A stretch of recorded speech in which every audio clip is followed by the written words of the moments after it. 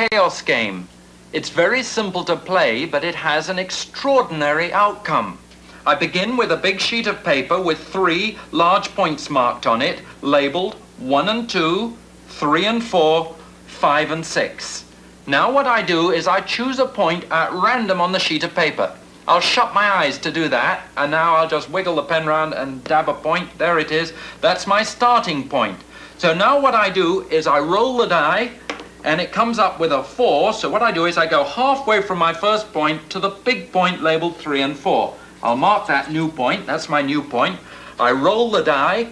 This time it comes up with a 5, so I go halfway from my new point to the big dot marked 5 and 6, and I mark that point on the piece of paper. Now, of course, if you do this, you should use a ruler and do things accurately. You need to play it for about 24 hours or longer, and you need to play very fast. And now I roll the die. And this time it comes up with a 3, so I go halfway from my new point to the big dot marked 3, and that'll be about here. Now, of course, if you keep on doing this for a long time, what would you expect? You'd expect that you'd get an enormous mess of dots. But that's not what happens. Something very extraordinary and different happens. Speed up the game on a computer, and this emerges.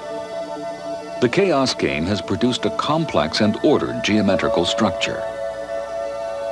The revolutionary idea that a chaotic process can give rise to order is destroying old definitions of chaos we've clung to for centuries. The word chaos comes from the Greeks. They believed the goddess Gaia pulled the earth out of the chaos of disorder and uncertainty. Since then, science has associated chaos with randomness, the unpredictable, and built a framework to ignore or exclude it. Because it was an ordered picture of the universe we wanted. The Earthrise, seen from the moon with a man's feet firmly planted on it, remains a potent symbol to us of our ascendancy over an ordered and stable solar system. Our architect was Isaac Newton. With his laws of motion, he gave us a calculator to determine the position and velocity of every heavenly body. The wonderful order of the solar system was revealed to all in this beautiful mechanical replica, the orrery. This instrument is called the Grand Orrery. It's a mechanical representation of the solar system, showing the motions of the planets from Mercury out till Saturn. It epitomizes the ingenuity of clockmakers to show the motions of the planets so that you could predict where the planets would be at any one time. And so it had a wide usage in showing how the universe was really a giant clockwork mechanism. The planets revolve with stately synchronicity, unfolding the future out of the past. Below the surface, a complex nest of clockwork gears dictate their interactions. Newton had provided a mathematical calculus of the same clockwork precision to explain how the real solar system was as reassuringly propelled. Newton's ideas were extended. If the universe ran like clockwork, then theoretically everything was knowable. It's taken physics over 100 years to destroy this cozy clockwork. The development of Newtonian mechanics led to the idea that basically the entire universe could be predicted if only you could know enough about its present condition. And in that concept, the only thing preventing us from making predictions about the future, accurate predictions about the future, was simply that we don't know enough about the present situation. But gradually in physics, this idea of complete predictability was eroded. The first time it was eroded, I think, was in the middle of the 19th century with the development of the kinetic theory of gases, or the subject of what is called statistical mechanics. It's why bingo is such a lottery. 14. Think of these balls as molecules in a gas. 53. Suppose we wanted to predict when ball 68 is going to pop up. 30. We'd have to calculate the outcome of the millions of random collisions between all the balls, since everything indirectly is going to affect the fate of 68. 56. It's theoretically impossible. We're defeated by the sheer force of numbers. 18. Complexity leads to uncertainty. 68. Nonetheless, we've assumed that within those limitations, Newton still stands. That the more we can find out about complicated things, the more we can approach his idea of ultimate predictability. The clock is symbolic of that Newtonian predictability because of the way it smoothly, regularly ticks off time. Newton's world is a linear one, where you get out exactly what you put in, or a direct proportion of it. So things change smoothly. But chaos changes things drastically. It makes even simple events impossible to predict because of a phenomenon called non-linearity. Very few things are as linear as this space gun. Fire it. Now fire again, using twice as much force. The shell goes twice as fast. That's linearity. A camel in the desert. Put a 250-pound weight on its back. It will bend. Now put another 250-pound weight on. It will bend twice as much. Now put a straw on it. That's non-linearity. A small force having an effect out of all proportion. The straw that broke the camel's back. Non-linearity explains the behavior of this balloon. It's wildly erratic, unpredictable. The air we pump in is lost continuously as it flies, interacting disproportionately with all the other variables. Non-linearity makes even very simple systems impossible to predict. This is a marvelous little toy that one of my students gave me a few days ago. It's only a little bit more complicated than a pendulum. A pendulum has one object that swings or oscillates, something like that. But this one has another little gadget inside of it that can also spin, and the two motions are coupled together. Suppose we give it a little kick so it begins to oscillate. There is a small magnet under here that gives it a periodic kick so it doesn't run down. You see a very complicated motion developing. In fact, if you keep your eye on the little space shuttle there, you'll see that it executes just an incredibly complicated trajectory, which is in fact an example of chaos. And if you were to try to put the equations, Newton's equations for this little apparatus on the computer and predict its motion, you would find that it would be impossible to do that for more than a few cycles of the oscillation. Although the space shuttle is chaotic, the movement of the pendulum remains perfectly regular. And there's nothing unusual about the vibrating platform which is driving this beam. It's regular too. Chaos is not simply a game. It's causing very worrying problems in engineering. Well, here's another example of a chaotic system. It's a flexible beam which is periodically excited at the base. And these beautiful vibration patterns were known for over a century to engineers and scientists. However, recently we've discovered some nonlinear modes in which the beam can oscillate from side to side. And as we increase the periodic excitation of the base, the beam can go into rather violent and chaotic vibrations. These vibrations have serious implications for real-world devices. Flexible structures exist in aircraft wings, space structures, helicopter blades, bridges. And in fact, it may be that the destruction of the Tacoma Narrows Bridge many years ago may have been an example of chaotic vibrations. In fact, all the supercomputers in the world cannot predict the motion of this beam or when it will become chaotic. This makes it difficult for an engineer to know whether he's designed a structure safely or not.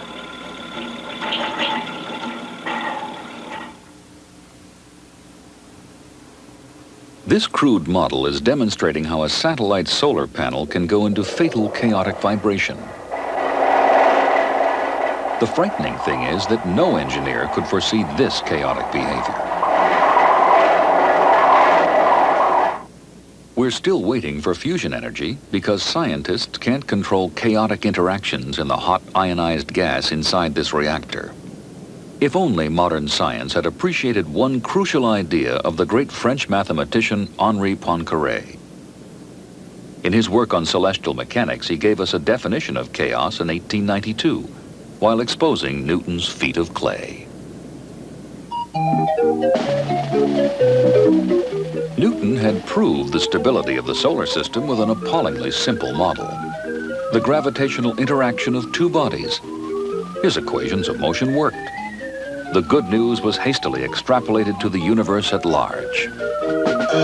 Well, Newton believed in the stability of the model, but he still had his deepest questions, I guess, about the connection between the model and the real solar system. So he believed that the solar system, which obviously had several more planets, but also comets and other strange phenomenon, that there, in order to keep it on a regular track, that it was necessary for God to push with his divine finger the reset button of the universe annually and to keep things going the way they were supposed to go. Mistrusting Newton's metaphysics, 19th century mathematicians attempted to extend Newton's equations to just three bodies. Disaster. They could find no stable solution. Poincaré bluntly reasoned that since Newton couldn't predict the outcome for three bodies, we couldn't prove the stability of the solar system either. And if prediction was out, we would have to settle for description.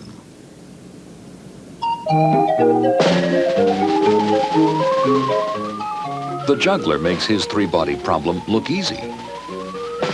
When Poincaré tried to describe the real thing, he ended up with chaos, a vision of orbits that were as tangled as a ball of string.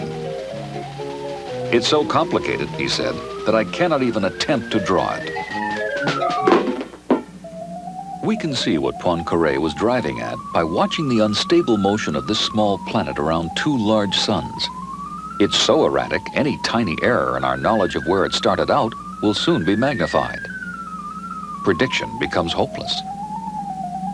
Nowadays, we call it sensitivity to initial conditions. This is how Poincaré defined it. It may happen that small differences in the initial conditions produce very great ones in the final phenomena. A small error in the former will produce an enormous error in the latter. Prediction becomes impossible. This is a nice way to demonstrate the fundamental cause of chaos. We have a little pendulum with a magnet on the end of a rod. We release it, and it undergoes a very complicated motion because it is interacting with three fixed magnets glued to the base. The fundamental cause of chaos is basically this. When the magnet approaches the fixed magnet, it can go either to the left or to the right. Which way it goes depends very sensitively on exactly where it is when I release it. Similarly, at any other point along its trajectory, which way it goes will depend on exactly where it happens to be at any particular moment. That phenomenon, sensitive dependence on initial conditions, as we call it, is the fundamental cause of chaos. It arises from the underlying nonlinearity of the equations describing the motion.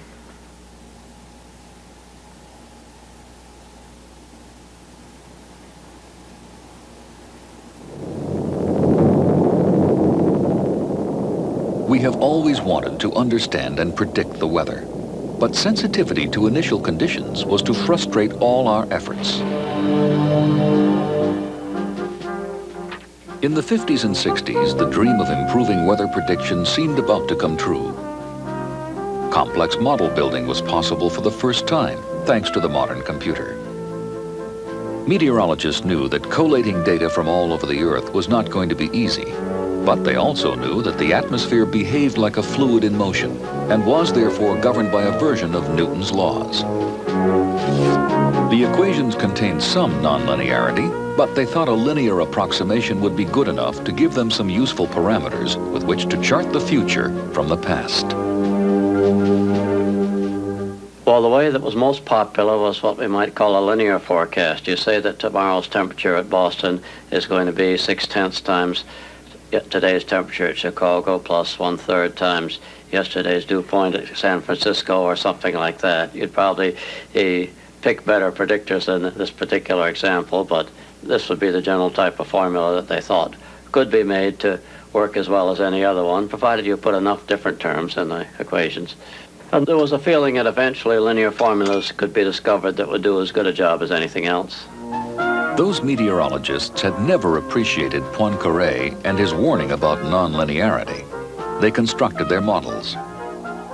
An international network of weather stations was yielding accurate information on temperature, humidity, and barometric pressure. The more data they had, they thought, the more accurate the forecast would get. But progress in weather prediction proved disappointing. Ed Lorenz decided to go the opposite route, towards simplicity. Perhaps the weather appeared to be unpredictable not because of complexity, but because of something simple but profound in its dynamics. So he chose a simple model. In a cold beaker of water, there is no structure. But as you heat it, these convection rolls emerge. Water heats at the bottom, becomes less dense, rises, cools, and becomes dense again. And it's pushed around by the hotter water rising behind it. In weather systems, those convection rolls are caused when air is heated close to the ground and rises before losing heat to the upper atmosphere. Lorenz found they could be modeled by equations for three variables, x, y, and z, which describe the speed and temperature of the convection roll. Lorenz programmed those equations into his computer, assigned initial values for the three variables, and started it running. The computer allowed him to run months of his weather model in a matter of minutes. Slowly, the plot rose and fell as the values fluctuated. One day, some feature of his plot particularly interested him. He decided to run the plot again by taking the values of x, y, and z at that point and reinserting them as the new initial conditions. He left for a cup of coffee, allowing history to repeat itself. And for a while it did. Then the two traces began to diverge. Things got worse and worse. Towards the end of the run, what should have been a perfect copy was presenting two completely different versions of the weather. And I was rather dismayed at first when I came back an hour later after 2 months of simulated weather and found that it wasn't behaving the same way because we'd had a lot of trouble with our little computer, and I thought this was more computer trouble at first. And then when I looked at it more closely, I realized that what was happening was that I hadn't put the same numbers in. I'd put in rounded off versions of the numbers, and these small differences had amplified, doubling every few days until they became so large that they drowned out the signal. The computer was calculating values for x, y, and z to 6 places of decimals. But the printout from which Lorenz took his new starting values only printed out to 3 places. Sensitivity to initial conditions, chaos, had blown those tiny errors up out of all proportion. First big question is, does this little model really behave the same way as the atmosphere? Or I should say, does the atmosphere behave the same way as the model? If it did, this would mean that long-range forecasting would simply not be possible. And this was the really exciting thing that came out of it, as far as I was concerned. Lorenz was quite correct. We can never know the initial conditions accurately enough to prevent some tiny unnoticed error, even the flapping wings of a butterfly, amplifying itself and destroying our predictions. That's why we never will dramatically improve our weather forecasting. Lorenz actually calls it the butterfly effect.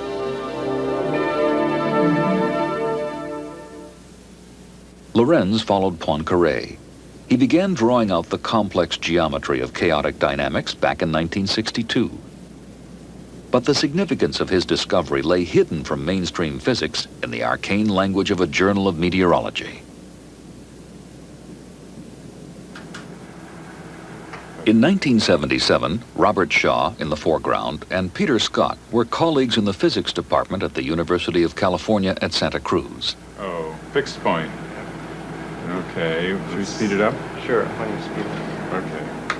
They were playing with an old-fashioned apparatus called an analog computer. Why don't we try varying a parameter while it's going at this speed? Okay. No silicon chips, no digitized memory banks.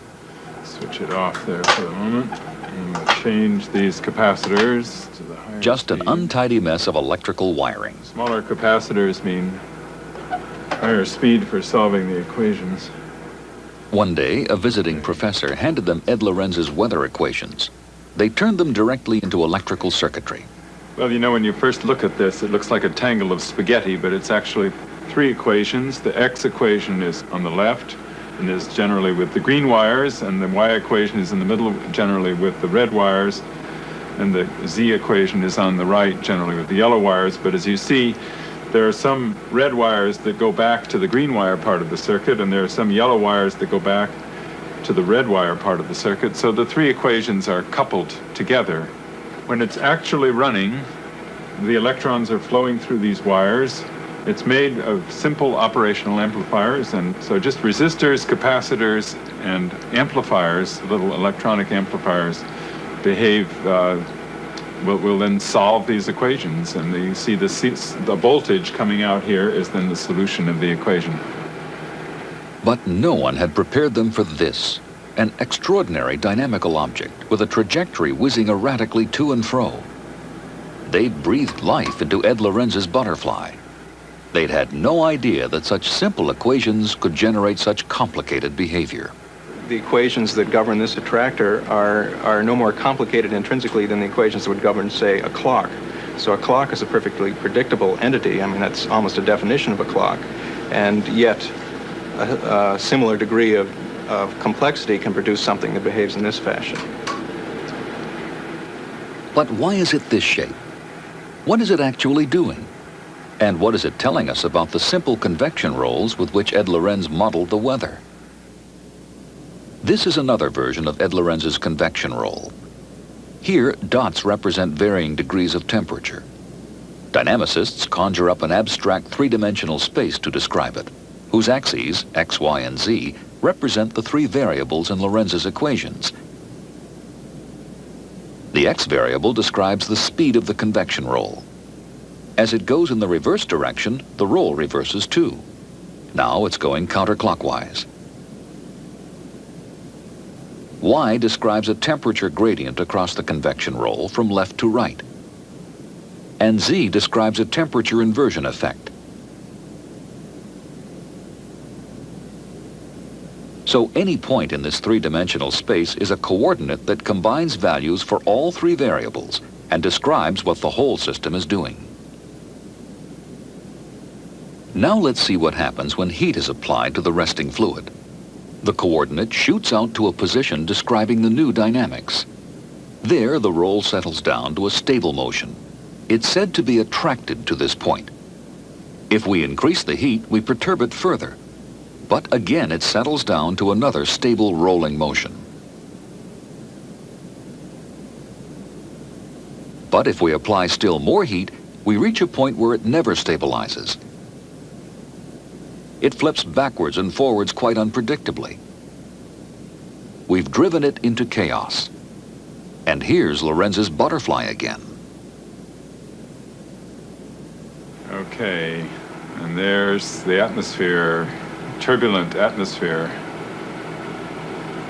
bouncing up and down, unpredictably. Chaos scientists call this a strange attractor. Order and chaos combined. The boundary of the attractor is fixed because it's a product of the 3 weather equations. Yet inside it, the behavior is totally unpredictable. But that randomness is constrained. The trajectory never strays outside the margin of the attractor. These dynamics are demonstrating sensitivity to initial conditions. It's very similar to what happens to a deck of cards in the hands of an expert croupier. Think of the deck as an attractor. Shuffling is the perfect randomizing device within it. 2 cards that were initially side by side could by now be separated anywhere in the pack. This is what happens on a strange attractor. This little cross of dots represents the original coordinates and the rounded off coordinates in Ed Lorenz's weather experiment. They are so close together their dynamics can be described by a single trajectory, at least initially. But keep your eye on the traveling coordinate.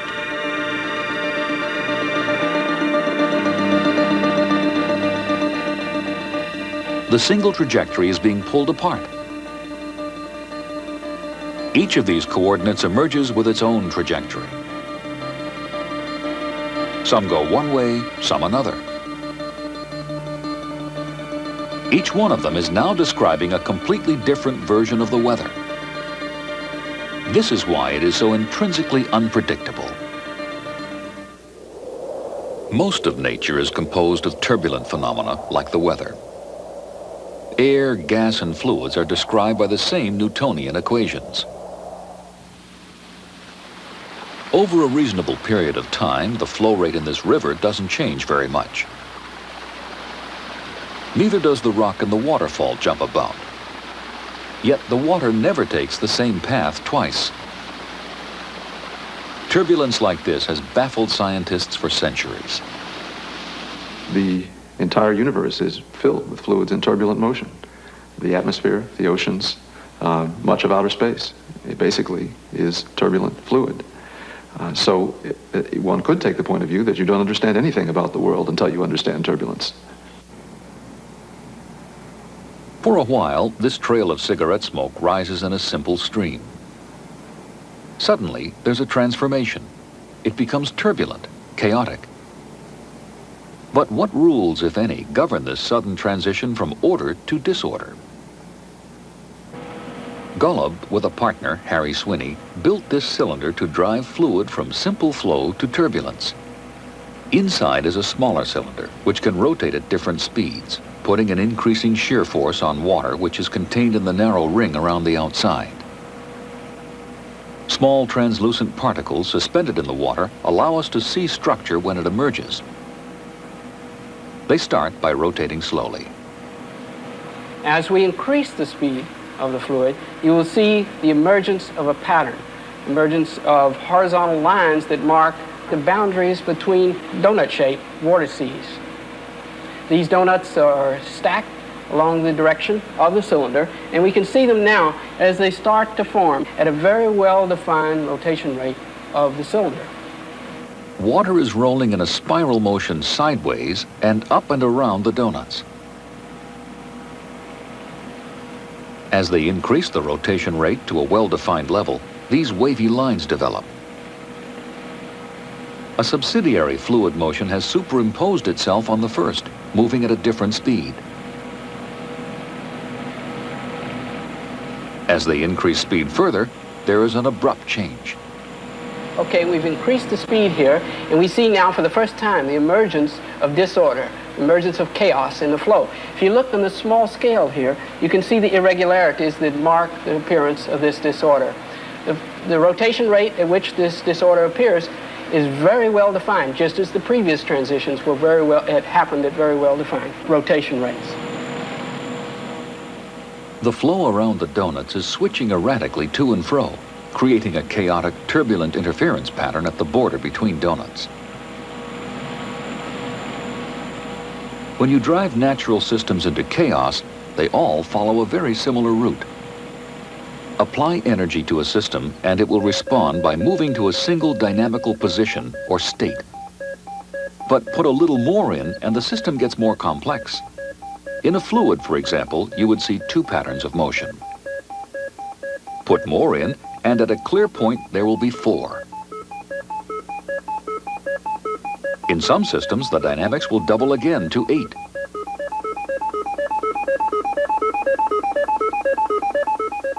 And here's the transition to chaos. Now the system is hopping randomly between many states. This is the music of chaos.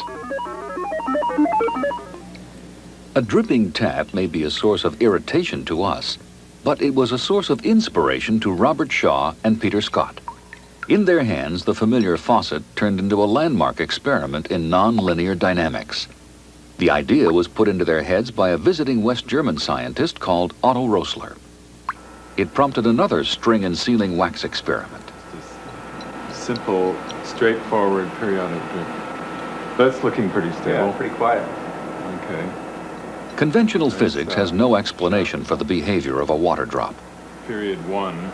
Shaw and Scott, with a dynamical analysis, got far more out of it. Why don't we just change it slightly here? They watched the way each droplet filled. as if the water were being poured into a balloon. The skin of the balloon, the elastic surface tension, stretches, but eventually the balloon drops off, and the surface tension snaps back towards the spout just before the next droplet forms out of it. That snapback is the non-linear element in this little continuous cycle of droplet formation. As the drops fall, they interfere with a laser beam, so the time interval between them can be measured. On the oscilloscope, the peak on the left is the preceding droplet. The peak on the right is the next one. So if the right-hand peak stays in the same position, it means the flow rate is periodic, regular. Shaw's genius was to turn this flow rate into a simple two-dimensional map, where the time interval between drops 1 and 2 is plotted against the time interval between drops 2 and 3, and so on. If it's regular, those points should all fall in the same spot. And they do. Okay, let's go up to a little bit faster flow rate here, and we'll get it Chaotic regime, we hope. hopefully in some chaotic regime. So it starts up. Oops, there it is. Regular dripping represents pretty boring dynamics. But what is happening now that they've opened the tap a little more? On the oscilloscope, you can see the right-hand peak is jumping around, all over the place. The time interval between the drops seems to be varying quite randomly. Or is there any underlying structure to it? If it were completely random, this screen would simply fill up with a great mess of points. But look, there's a structure emerging. The points are constrained within a finite shape. Scott and Shaw have captured one view of another strange attractor. That strange attractor means even the apparently random behavior of a dripping tap has a hidden order lurking behind it. The order of chaos. Surprising amount of structure in there.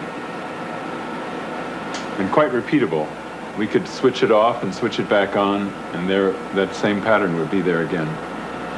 Kind of amazing. A little more math reveals the full attractor. This simple band forms when the water drops are regular. But now, 2 frequencies emerge.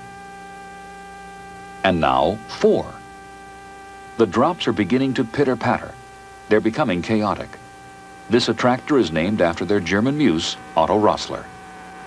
This twist or funnel in the attractor means that the dynamics of the water droplets is becoming more complicated.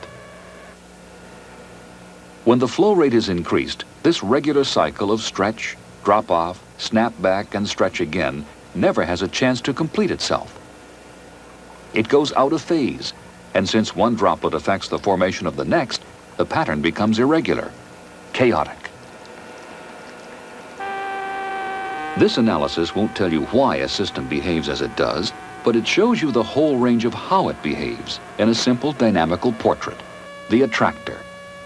And since life is intrinsically dynamic, this power of description is proving very useful in medicine and biology.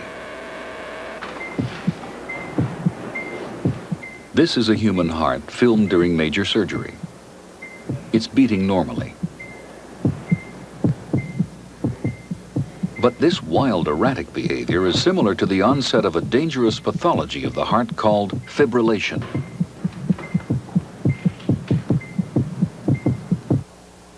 Hilda Elmond is recovering from heart surgery at Cedars-Sinai Hospital in Los Angeles.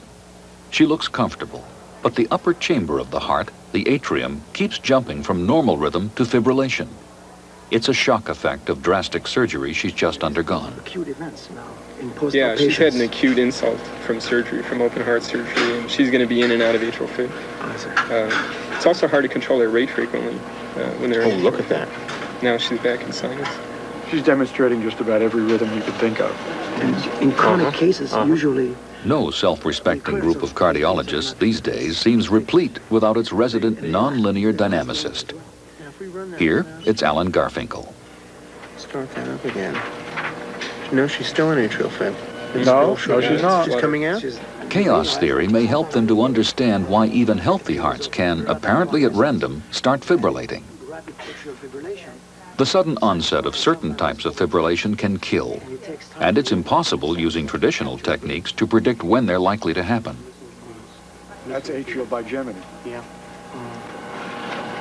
As many as half of the cardiac deaths that occur every year are totally unexpected and sudden. And the physician has no good predictors of what patients are at risk for such sudden death and what patients are not. The heart is a mechanical pump where the contraction of the upper chambers, the atria, stimulates the ventricles. It's driven by electricity. The main pacemaker, the sinus node, sends an electrical wave across the atrium, making it contract. That's received by the atrioventricular node in the center, which relays the signal down to the ventricles. As long as this chain of electrical events is stable, the heart beats normally. This is what it produces. Each beat is a signature of one cycle of the mechanical activity of the heart. It contains a surprising amount of detail. First comes the P wave. That's when the atrium is contracting. Then there is the big QRS complex. That's the power stroke of the heart when the ventricle contracts. Finally comes the T wave, when the heart has to relax before it's ready to start the cycle again. And it turns out that the T wave is the really interesting part. In our work at Cedars-Sinai, we've been studying what happens to the heart as it becomes progressively destabilized, intoxicated, stressed. And what we see is a very remarkable sequence of attractors which are astonishingly like the Rissler sequence. In the Rissler system, you recall, you see a very striking sequence of qualitative changes as that stress parameter is increased. It begins with a simple oscillation. It goes through period doubling to that banded structure. It then goes through another bifurcation and develops a fold. When it develops the fold, it becomes a little bit more chaotic, but it's still really quite regular within its chaotic action. And then, as that stress parameter is increased even further, it develops a funnel. And what happens in the funnel is that the state point was going around, gets periodically diverted into the funnel. When it gets into the funnel, it gets whipped around a couple of times. It comes back out into the oscillation, and it sort of doesn't know where it is anymore. That has the effect of radically chaoticizing the behavior so that it's not periodic at all anymore. When Garfinkel did a dynamical analysis of the heartbeat data, he came up with this attractor when the heart was only mildly stressed. And this more chaotic attractor, very similar to the Rissler funnel, when the heart was on the brink of fibrillation. Something as complex as the human heart behaves dynamically, just like a dripping tap. If you think about what that trajectory in the phase plane is telling us, it's actually telling us a very interesting thing about what causes the transition to chaos in this system. You see two oscillations. You see a big loop, and you see that small loop with a funnel. The big loop is the depolarization. It's the power stroke. It's the ventricular contraction. And people rightly focus on that as the essence of what the heartbeat is about. But what we see in this is that what causes the transition to chaos is the dynamic complexity that arises in the repolarization, in the recovery, in the T wave. That's the little funnel. And what's happening is that the recovery is becoming dynamically complex. And so the state point going around gets trapped in a complex recovery and can't recover in time and in the right fashion. That's what causes the real transition to chaos here. This heart is in atrial fibrillation. Highly irregular impulses are crashing like waves on the atrioventricular node. It's swamped. It never has time to recover before the next wave crashes in. So the normal phase of the relay to the ventricles is destroyed, and they beat very irregularly, just as the water drops flowed irregularly from the open tap. Now that the heart is a nonlinear system and its dynamic behavior is very much similar to other nonlinear dynamic systems, it is providing us a tool, a means of monitoring the rhythm from a different perspective. It indicates that there is an underlying pattern to this irregularity, that even though it looks random, it is not random, that there is an underlying mechanistic explanation for what is happening. The cardiologists give their patients antiarrhythmic drugs to slow the electrical conduction rate of the heart and reduce the chance of fibrillation. If these events are totally random, it makes it very difficult for the doctors to calibrate drug dosage with the heart's response. But if heart fibrillation is chaotic, there should be a clear pathway to disorder and a clear pathway back again. We're also hoping that as we treat people with one of these antiarrhythmic drugs, that the process that they underwent to achieve chaos gradually reverses, and eventually we end up with a normal sinus rhythm again. On the route back to that normal sinus rhythm from chaos, we appear to be seeing repetitive cycles, lower dimensional attractors, if you will. We're going from high dimension chaos to lower dimensional chaos, and hopefully eventually back to a regular sinus rhythm. It's a new microscope. It's an aid in the same way the stethoscope is an aid to hearing, in the same way the electrocardiogram is an aid to analyzing the pulse of the patient. It gives us a new way of looking at the patient. Hopefully it will provide us new mechanisms and a new basis for predicting those people who are at high risk and those people who are not. The heart is a rhythmic periodic organ, so chaos in the heart can be fatal. But chaos is not always bad news. Some biological systems thrive on it. Here, the nervous system of a simple invertebrate animal, a medicinal leech, lies exposed to a microelectrode.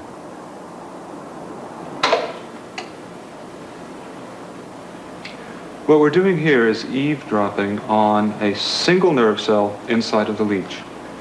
And each of these spikes corresponds to a signal that's coming out of the nerve cell.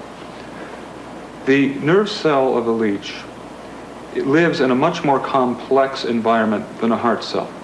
A heart cell sees a periodic or a fairly periodic kind of input. In the case of a nerve cell, it's getting information from all sorts of different directions, and for that reason, its output is much, much more complex.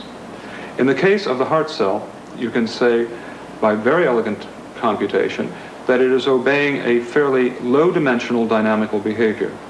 In the case of the leech neuron, the behavior is much more complex, corresponds to a much higher dimension, but it is not truly random. This is the strange attractor Rapp constructs from his nerve data. It may look random, but it's a lot more constrained than a picture of total randomness. Constrained randomness is the secret of healthy nerve action.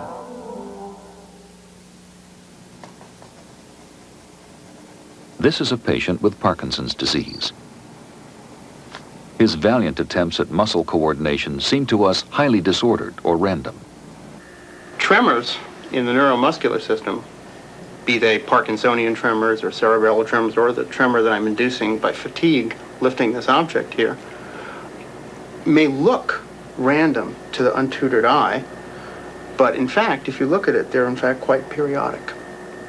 We think they're produced by synchronization of motor units, a pathological synchronization of motor units, which the nervous system under normal circumstances, I have to put this down, under normal circumstances, the nervous system has mechanisms for desynchronizing motor units and preventing tremor. And under pathological conditions like fatigue or Parkinsonianism or cerebellar lesions or various other diseases, this active desynchronization mechanism breaks down. Nerves firing remind Garfinkel of a pan of hot, bubbling cheese sauce. This is our computer version of it. In cheese sauce, each bubble suppresses the formation of other bubbles close to it, preventing one disastrous volcano and spreading the bubbling out in a desynchronized manner. Biological systems, at least in some respects, need to be chaotic. They need to be bubbly, they need to stay loose. And chaos can provide the mechanism whereby it does that. In the muscle, we think that there is a similar mechanism. Renshaw cells carry out exactly that same lateral inhibition that you see in the cheese sauce. And the result of that in the healthy individual, in the non-tremor individual, is exactly that nice desynchronization of motor units. They're firing perhaps randomly looking, but not really. They're firing in an actively desynchronized manner and thereby enabling you to avoid the spasmodic motion that you see in tremor. Here are two brainwaves. One looks ugly, irregular, looks very arrhythmic. Here's another one that looks extremely regular. Nice round wave followed by a sharp wave. Round wave followed by a sharp wave. Which one would you rather have? And the answer is that the upper one, the ugly, irregular one, is a normal adult EEG. The bottom one is a spike wave complex of an epileptic seizure, which is a very dangerous and very pathological condition. And the moral of the story there is I think that order is not always good. In brain waves, at least, this kind of order is pathological, and a chaotic-looking EEG is a healthy one. This experimental data looks quite normal. An irregular, healthy EEG at the top, a regular heartbeat, and a smooth respiratory cycle. Two of Garfinkel's colleagues have studied the effect of one drug, cocaine, on these rhythms. In goes the cocaine. Now the EEG resembles an epileptic fit. The heart is fibrillating, and the breathing cycle is irregular. One drug has caused pathological order in the brain and pathological chaos in the heart and lungs.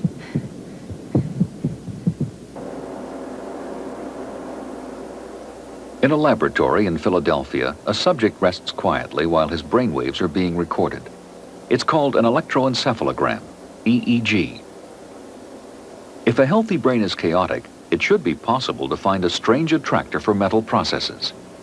Though a skeptic might wonder what such a dynamical analysis could usefully tell you about the endless chatter between billions of nerve cells that occurs when a human being is thinking. One might consider it's analogous to hanging a single audio microphone over Beijing. One could not possibly begin to understand conversations. But in fact, there is some information to be learned. If you were to record for a sufficiently long period of time, you would first of all discover that there's about a 24-hour cycle to the sound that you're picking up. And if you continue to record for even longer periods of time, there is a certain seasonal variation. People are out in the evenings longer in the summer months. And in fact, on a few very special occasions, such as a New Year's celebration, there will be annually a very abrupt transition of behavior, which nonetheless reproduces itself. So by hanging a microphone over Beijing, you are not going to learn Chinese, but you could in fact learn something about the collective behavior of Chinese urban populations. And this is exactly what one is doing electroencephalographically. If you take an electrical signal recorded from a subject at rest and perform the kinds of mathematical analysis that one does for signals from fluid experiments or electronic circuit experiments, in fact, instead of getting a very complex, random kind of pattern of behavior, you get a very simple and visually very beautiful kind of a pattern which corresponds to a very low-dimensional attractor. In order to find out what happens when the subject is mentally more active, they get him to count backwards to himself in sevens. A not-so-easy mathematical task. They do a new dynamical analysis, and the attractor changes. It becomes more complex, fatter, a higher dimensional chaos. But it's still constrained by an attractor. They hope there will be a series of attractors specific to different levels of mental activity. Rapp thinks the brain embraces chaos because this unique combination of order and randomness helps the problem-solving job it was designed to do. One is compelled to ask the question, what functional advantages can chaotic behavior actually provide? One of the areas where it's fairly clear that advantages can arise is in the area of optimization. Sounds complicated, but it's not. Essentially the notion of search, the search for the best solution. What a certain amount of turbulence in that search can do is help you avoid becoming preoccupied with a small-scale solution and possibly lose sight of a much better solution. It's almost a forest and a trees phenomenon. What you want to be able to do in optimization is to scan a wide range of possible solutions and to avoid locking on to a suboptimal solution early in your search. One wants to have a certain amount of turbulence or randomness in that search. However, This randomness has to be a controllable randomness because eventually one wants to converge onto a solution. So you require something which seemingly is self-contradictory. You require randomness, because that's going to be quite helpful to you, but it has to be controllable in some way. And that's exactly what a chaotic system does, because it is extremely disordered, profoundly turbulent, but it is a deterministic system. It responds to controls in a deterministic way. And that means that, in fact, it will be subject to control by the central nervous system itself. It's a beautiful biological device. By learning to distinguish between utter randomness and the constrained randomness of chaos, scientists like Paul Rapp are extending Newton's cause and effect determinism into the strange new world where order and randomness combine. Thanks to chaos, scientists are beginning to model the real world in all its non-linear complexity.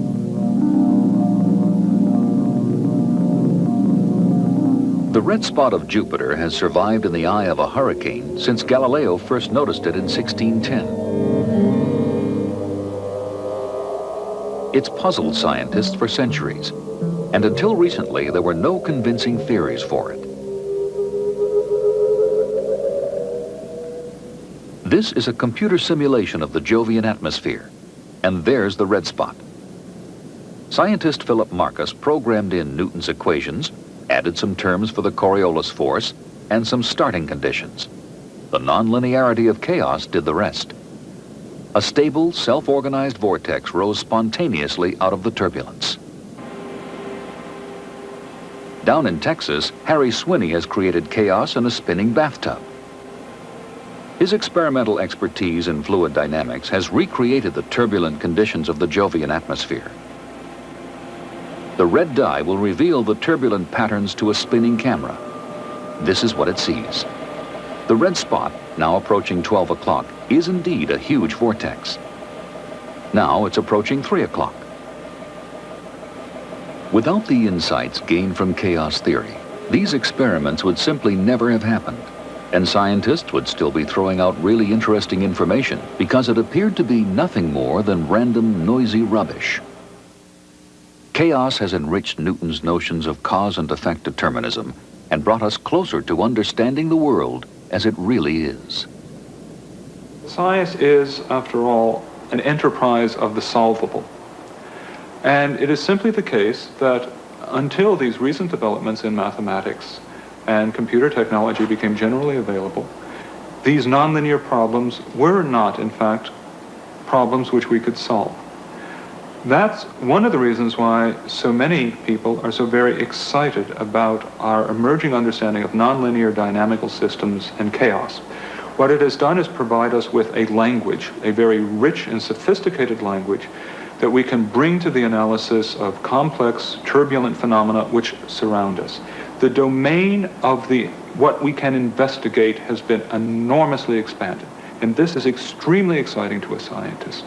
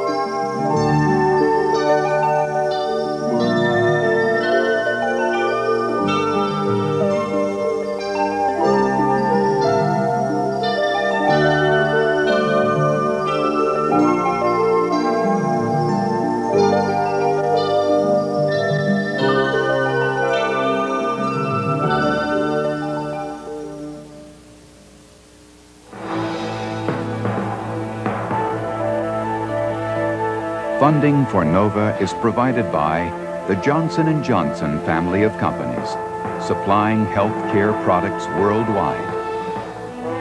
and Prime Computer, supplying integrated computer solutions to the world's manufacturing, commercial, technical, and scientific marketplaces. Major funding for NOVA is provided by this station and other public television stations nationwide. For a transcript of this program, send $5 to NOVA Transcripts, Box 322, Boston, Massachusetts 02134. Please be sure to include the show.